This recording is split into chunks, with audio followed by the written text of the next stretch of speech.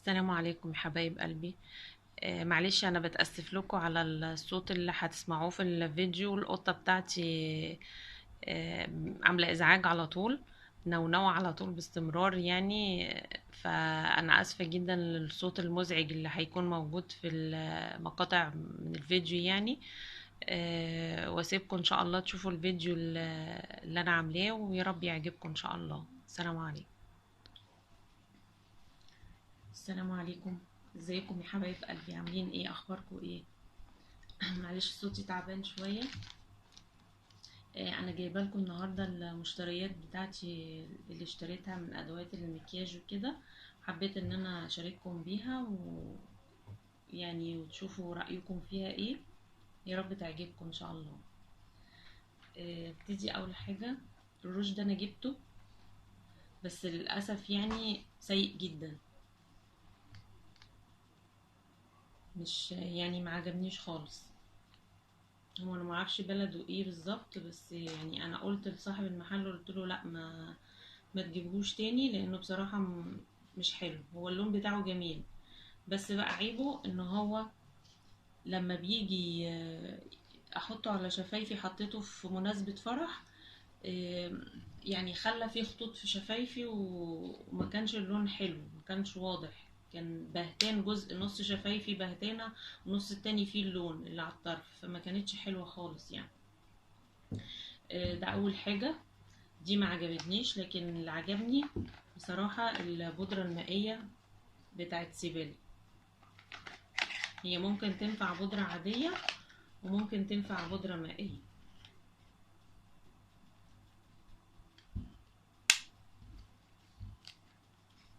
دي درجتي فيها، الدرجة بتاعتها 02 هاني. هي بيبقى فيها سبونج من جوه. عشان ايه؟ الاستعمال تتبل، والساعة طبعا انا مستعملاها، كنت في المناسبة لسه اللي كنت فيها، وفيها مراية. جميلة جدا بصراحة. بتدي تغطية للوش حلوة جدا، كأنها طبيعية خالص. تاني حاجة جبت البرايمر ده.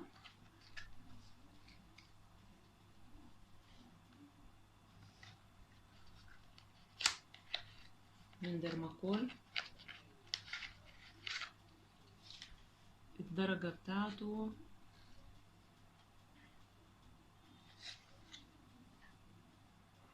دي الدرجة بتاعته المناسبة ليا. هجربه لكم.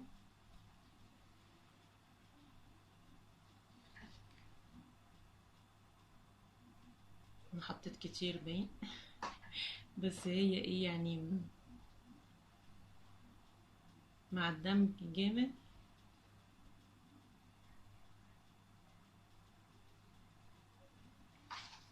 هي المفروض احط حتة صغيرة جدا، بس انا حطيت كتير. بس هي مع الدمج بيبقى لونه معقول حلو، لان انا جربته. الفرق بين هنا وهنا، معرفش الكاميرا موضحة ولا لا، بس جميل. وما يعني مش بيدهن على البشرة كده، لا، البشرة بتمتصه، وفي نفس الوقت بيطري الجلد جدا.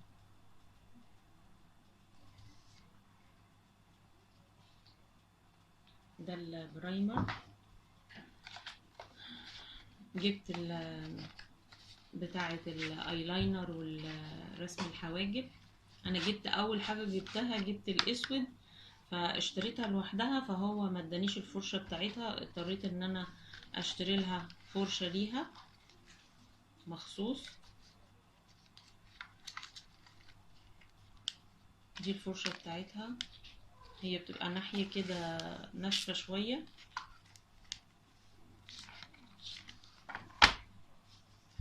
ناحية بتبقى ناشفة، يعني صوتها حتى باين ناشفة.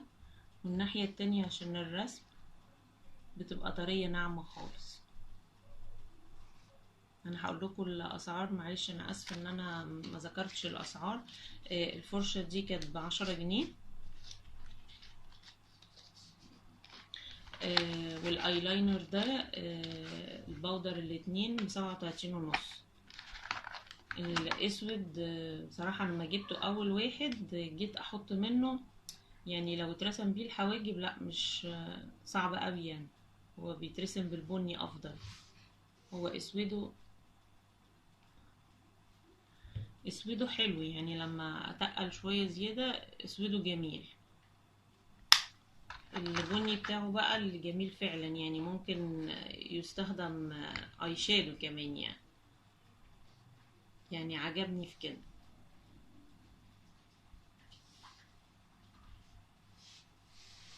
انا عملتها حته غلط، كله اتبهدل بصراحه، بس هي لونه جميل، اللون بتاعه حلو قوي.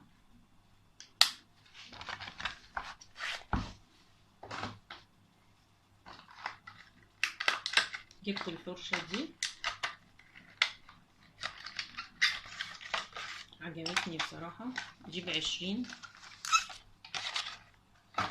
هي طبعا مش ماركه معروفه، يعني ماركتها مش معروفه، لكن ما اقولكوش ناعمه جدا جدا، جميله قوي قوي يعني، على الايد بصراحه جميله جدا. جبت مجموعه الفرش دي. قبل ما انسى عشان انتوا الاسعار ده ما قلتش على سعره. البرايمر ب45، البودرة المائية بتاعت سيبيل ب62، الروج ده كان تقريبا مش فاكرة والله كان سعره كام، يعني 20 أو 25 مش فاكرة يعني، بس مش حلو خالص. جبت الفرش دي، طقم الفرش ده. هي الماركة دي أنا جايبة البيوتي بلندر بتاعتها جميلة جدا بصراحة. هي بتبقى كده، هي بتقفل بتتمسك كده اهو لما افتحها. دي انا استعملتها طبعا بتاعت احمر الخدود، برضو طرية جدا جدا، شعرها مش بيقع خالص، اللون بتاعها ده جميل. الحتة دي عاملة زي ما يكون شمواء كده، ناعمة جدا في مسكتها، جميلة، وهي في التغطية بتاعتها حلوة قوي. دي والمقاس ده كمان،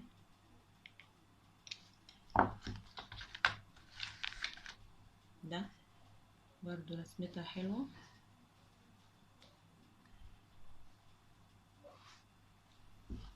يعني لو عشان يبان الفرق بينهم. ورابع واحدة دي جميلة برضه قوي، كلهم شعرهم جميل جدا. دي كانت ب75 المجموعة دي. جبت كمان الهايلايتر ده،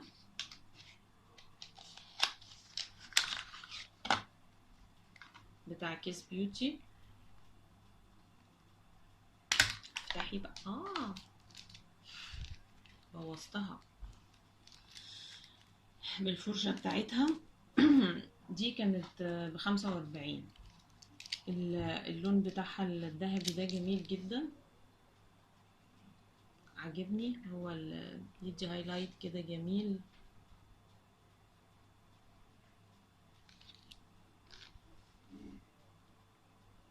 لو باين اللون الذهبي بتاعه ده على كريمي شوية.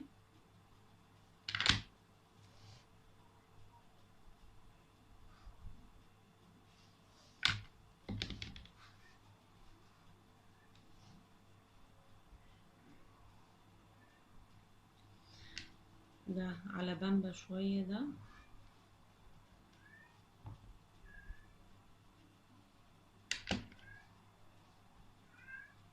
برضو لونه هادي حلو قوي.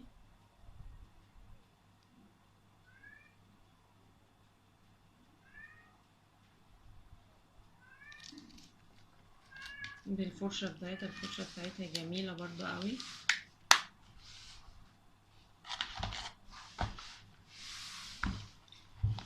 جبت الصابونة دي ملح الحليب، هي ريحتها جميلة جدا. بتبقى مغلفة كده، انا لسه مفتحتهاش، قلت افتحها معاكم.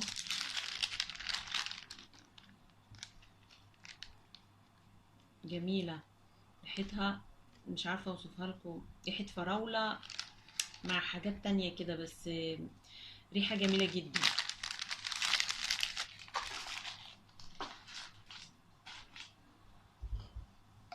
جبت الغسول ده، جربته بصراحة جميل قوي، بتاع كلين اند كلير. الغسول ده عجبني قوي. ده كمان سائل منظف عشان الحبوب والرؤوس السوداء. ده بقى عامل زي النعناع شوية كده لما بيتعمل بالقطنة، فبينعش البشرة خالص، بصراحة جميل. دول كانوا ب19 و75، كانوا عرض مع بعض كده. جبت كمان الضوافر دي، كان طبعا عشان المناسبة اللي انا رايحاها. عجبتني الرسمة بتاعتها، هي دي ب7.5.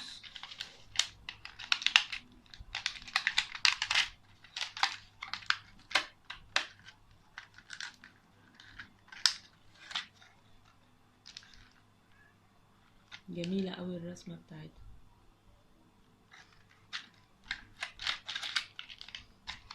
طبعا اللزق بتاعها ده ما بينفعش، فجبت لزق تاني من بره ليها، ده ب7.5 وهي ب7.5. جبت كمان الاكسسوارات دي بقى. الانسيال ده عجبني جدا، شكله شيك قوي. ده ب20. انا كان اصلا مشتريه الخاتم ده بس من محل تاني غير المحل اللي جبت منه كل الحاجات دي، اللي هو اخر العنقود تقريبا، اللي هو بيبيع الحاجات ب2.5. كنت جايباه تقريبا ب15. هو فصوص بيضة اللي حوالي الفص اللي في النص اخضر. دول فيهم الوان، بس يعني الاتنين مع بعض كده يعتبروا طقم جميل. انا مطقماهم مع بعض، يا رب يبقى ذوقي حلو. وجبت الكوليه ده من عنده، ده ب15. هو كان عامل تصفية عليهم. هو طويل طبعا، ينفع يتلبس عشان خاطر الحجاب، فطويل. وده انا لسه اول مرة افتحه اهو، لسه ملبستوش حتى. ده من عنده ب25، هو كان ب35 بس عامل عليه تصفية. بس عجبني قوي الالوان بتاعته، وايه جميل في اللبس، وممكن بقى بسلسلة يتطول، رسمته حلوة قوي. ودي اخر حاجة معانا، دي برضو خدتها منه في عرض 15. يعني معرفش سعرها الاصلي كان كام، بس الوانها عجبتني قوي. السلسلة بتاعتها طويلة كمان، تتلبس مع الحجاب، جميلة. دي يا بنات كانت مشترياتي شهر 7. انا ايدي معلش متبهدلة بقى من المكياج. آه انا بجيبها من محل، هو المحل ده اللي بتعامل معاه على طول بقالي يمكن 20 سنة تقريبا، يعني من ايام ما كنت في الجامعة. احسبوا بقى سني قد ايه. المحل ده اسمه بيوتي، وليه صفحة على الفيسبوك. انا استأذنته طبعا ان انا احط رابط الصفحة بتاعته عندي في القناة. بجد عنده حاجات جميلة جدا. هو محل صغير بس معاملته كويسة. استاذ فؤاد هو اللي ماسكه، اولاده. معاملته جميلة جدا بصراحة. الناس كلها الحمد لله بتحبه، انسان خلوق ومؤدب ومصلي.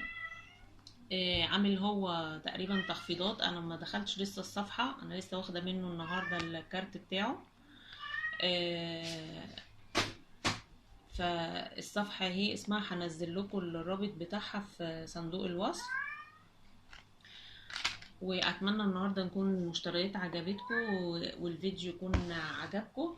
ما تنسونيش بقى في اللي ما اشتركش يشترك لو عجبته القناة، واللايك والشير. واشوفكم في فيديو جديد ان شاء الله. سلام عليكم. باي باي.